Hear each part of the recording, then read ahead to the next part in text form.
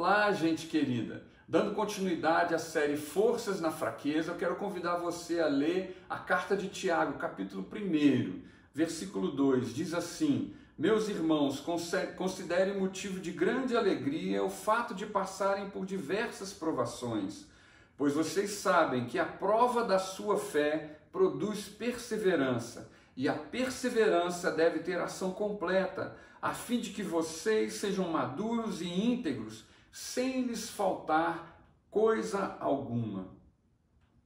Sabe, gente, a carta de Tiago, ela tem um grande tema. Ele fala a respeito da fé viva, a fé que age. A fé viva é uma fé que age, por exemplo, em favor do próximo. Ele fala assim: se você supõe ser religioso, mas não ampara a viúva, não ampara o órfão, não abençoa o próximo, a sua religião não é verdadeira. Ele fala também que a fé viva, ela age contra o pecado. E Tiago dá nome e sobrenome ao pecado. Ele mostra que os nossos pecados são concebidos no meio dos nossos desejos, da nossa cobiça. Tiago também fala que a fé viva, ela age em relação à palavra. Por exemplo, ele disse a respeito do momento que ouvimos a palavra, temos que nos tornar ouvintes praticantes dessa palavra. Porque se não formos praticantes, somos como uma pessoa que olha a sua imagem no espelho e sai e esquece a imagem que viu. Tiago também fala que a fé viva tem controle sobre aquilo que fala. E por último, na minha ordem, mas não da de Tiago, ele fala que a fé viva é uma fé que persevera, que fica firme em meio às dificuldades, em meio às lutas. Sabe, todos nós estamos aqui em tempo de quarentena, estamos vivendo tempos difíceis para muitas pessoas, muito difícil. Temos que nos isolar, ficarmos presos nas nossas casas, trabalhando em casa, resolvendo as questões, quase tudo em casa, e isso aí tem gerado para muita gente muita dificuldade. E eu quero falar para você, meu amigo, minha amiga, meu irmão, minha irmã, eu quero falar para você, a fé viva é uma fé que persevera no meio das lutas. Persevera em meio às dificuldades, e mais ainda, é uma fé que se fortalece em meio às dificuldades. E Tiago coloca e apresenta para a gente alguns princípios. E eu quero destacar 4 princípios que Tiago coloca nesses 3 primeiros versículos. Mais para frente na carta a gente poderia encontrar outros princípios, mas nesses 3 versículos aqui eu quero falar para você de 4 princípios para te ajudar, para te fortalecer no tempo de dificuldade.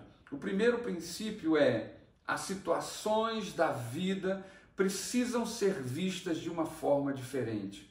Tiago lança uma reflexão. Ele diz assim: considerem motivo de grande alegria o fato de passarem por diversas provações. E ele não fala passar por uma ou outra provação, ele fala passar por diversas provações. E ele fala: considerem motivo de alegria, tenham alegria. Tiago não está lançando uma proposta boba, ingênua de alegria. Ele está manifestando uma proposta de nós olharmos a dificuldade de uma forma diferente. Aprendermos a olhar a dificuldade de uma forma que, por exemplo, Deus vê a dificuldade. Muitas vezes as dificuldades nos vêm para nos ensinar. Eu não creio no acaso.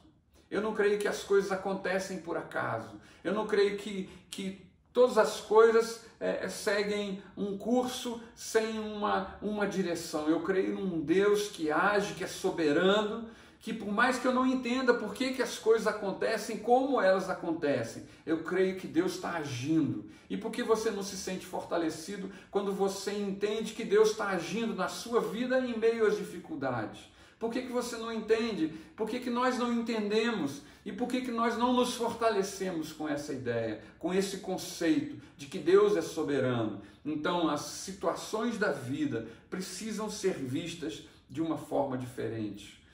O segundo princípio que Tiago ensina aqui é: as lutas devem produzir algo em nós.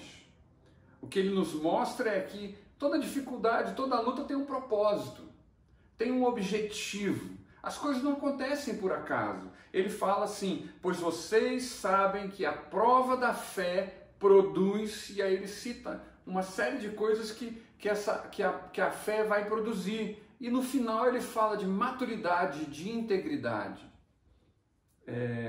As lutas têm um propósito, as dificuldades têm um propósito. Devemos buscar entender o que elas estão produzindo em nós. Esse é o momento de você refletir. Deus, o que o Senhor quer conosco? O que o Senhor quer comigo?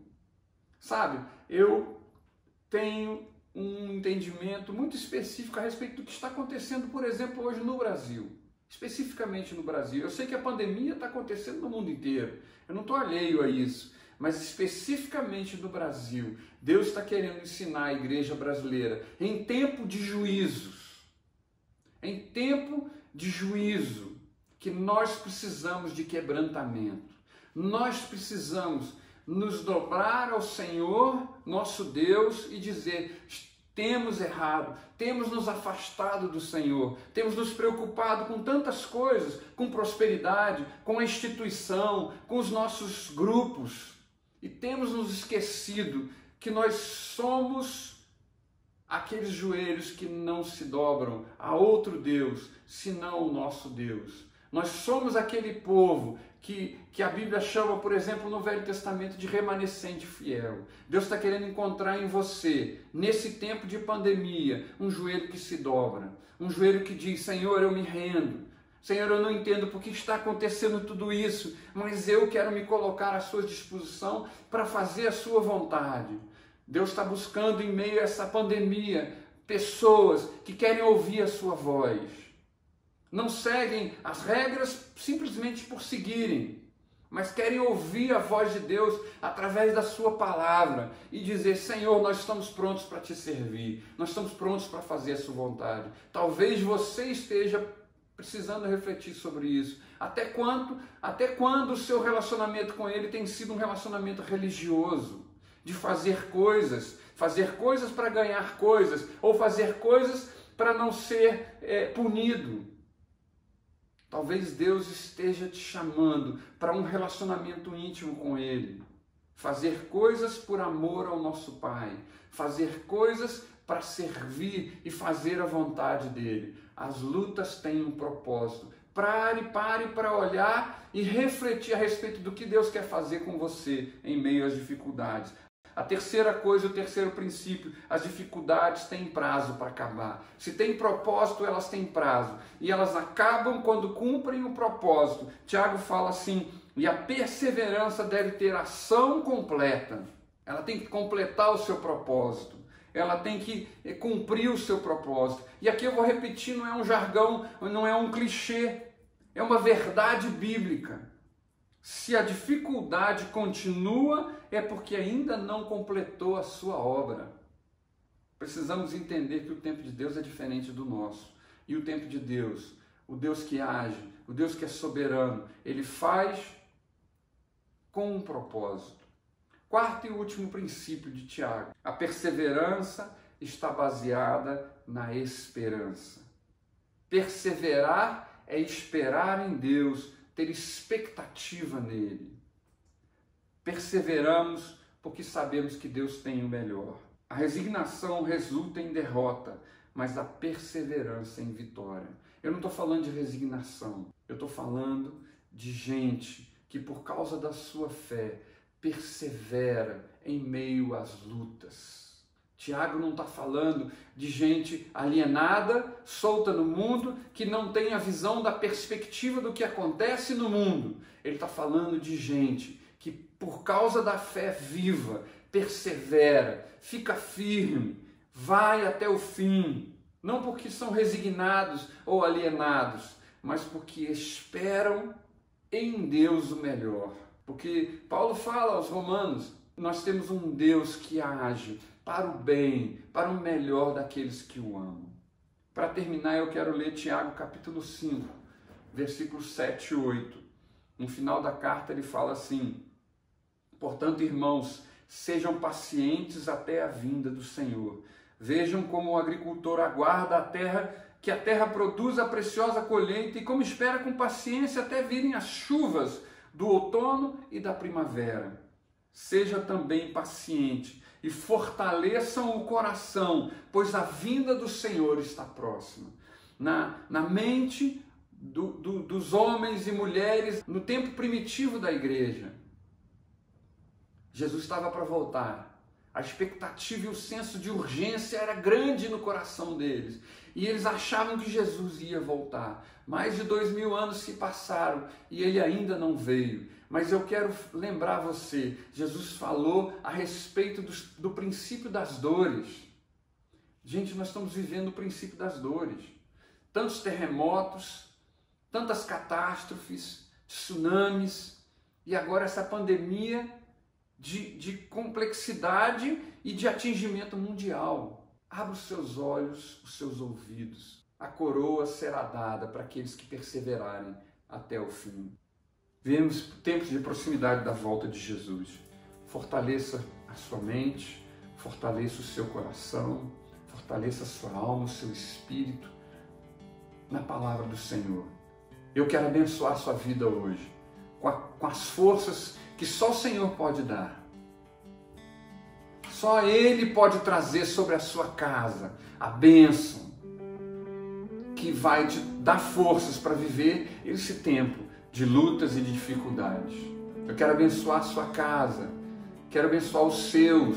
Eu abençoo agora em nome de Jesus a sua casa, os seus negócios, você que é proprietário de um negócio.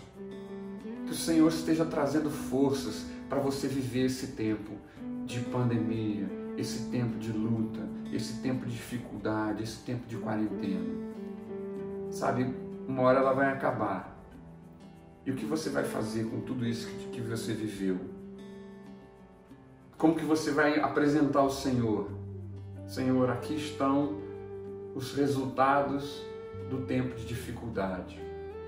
Deus pode te trazer força para multiplicar os talentos que Deus te deu. Em nome de Jesus, eu te abençoo.